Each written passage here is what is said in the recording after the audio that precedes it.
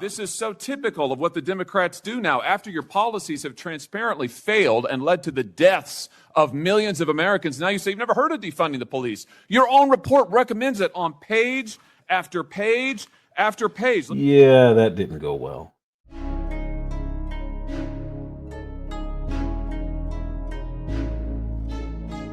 During the Biden administration, they created a position called the Deputy Director of the White House Office of Gun Violence Prevention. Just like the Democrats, they're always on their never-ending quest to take our guns. At the helm of this position is a guy named Gregory Jackson Jr. Today, I want to go over Josh Hawley, asking him about what he was doing and what his real positions are during a Senate hearing.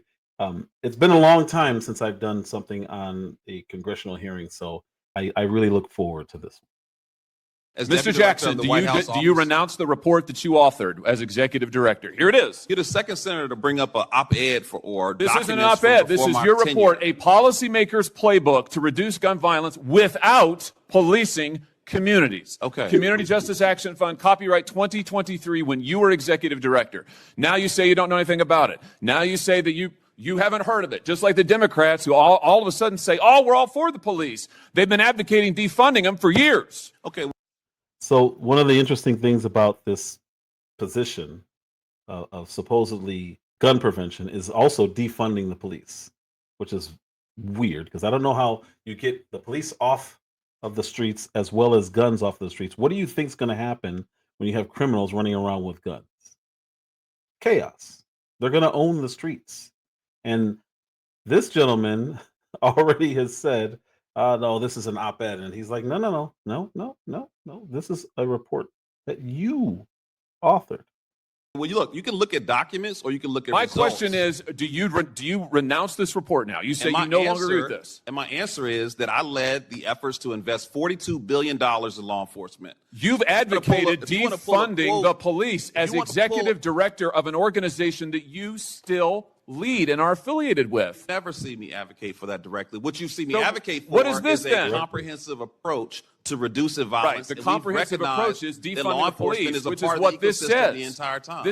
He just talked about 80-something billion dollars. I don't know what that is. He also played a big role in the Bipartisan Safer Communities Act and was put in charge of overseeing $242 billion in funding for violence prevention. That's a lot of money. It's almost as if the Biden administration, because they had no one in charge, they would just appoint anyone to do anything, and it was like a way to funnel money into other people's hands. $242 billion in funding for violence prevention. And how does that work if you're letting in millions and millions and millions of illegal aliens? It's kind of hard to prevent crime and violence when you're letting in criminals that are violent. Let's go. Let's continue.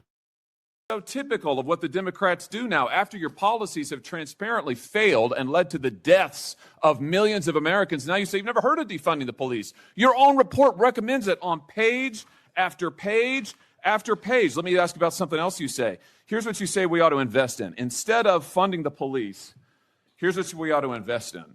We need to invest in programs that acknowledge the need for safe space initiatives led by lesbian, gay, bisexual, two-spirit, trans, and gender nonconforming people.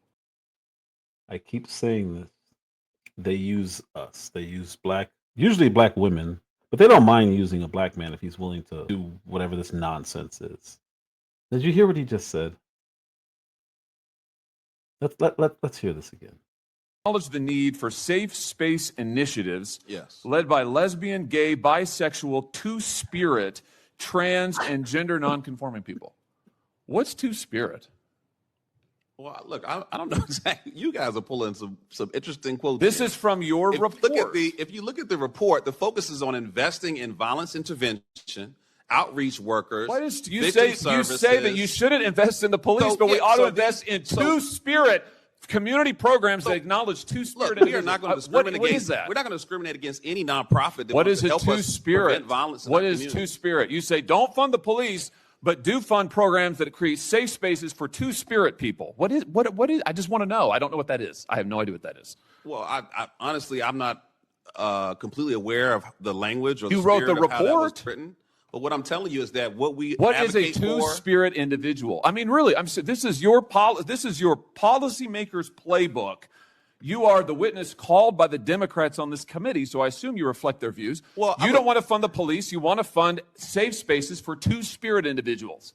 What is a two-spirit person? I feel like I'm. And if he doesn't know what it is, I've said this 1,000 times, they will sneak stuff into your legislation and then try to get you to pass something. And most people hadn't read the legislation. In this case, this is something he authored. He has to know what this is. You don't put your name on the line and publish something and you don't know what's in it. So either he's lying or somebody legitimately somehow got in this two-spirit and then alphabet stuff into his document that he created, that he authored. You got used. I'm looking at a two-faced individual because you talk about reducing Oh, no, sir. violence. You're looking at somebody who's You're also reading you speaking your out own against words, and I'd like to hear an violence answer. programs. Here's the answer. The answer is you don't have any solutions. You want to invest in gobbledygook and take away money from police officers who actually keep our communities safe, and when you're called on the record, you deny it. It's all there in invested black in and law white, enforcement. and your We record is invested there in in black and community-based white, solutions. and it's a disgrace. We reduced homicides by 31%, and as someone who's been shot and nearly killed, I take offense that you would think that I the take last offense 13 that you years won't answer my were not questions, focused on that you reducing deny your violence. own words, and that you are leading this committee astray. And frankly, sir, your policies are absurd. They're absurd. I take offense that he doesn't think that people know that if you author something, they're your words. And if somebody did take editorial liberties with your words, you should have denounced it right then and there on the floor. So that I didn't write that.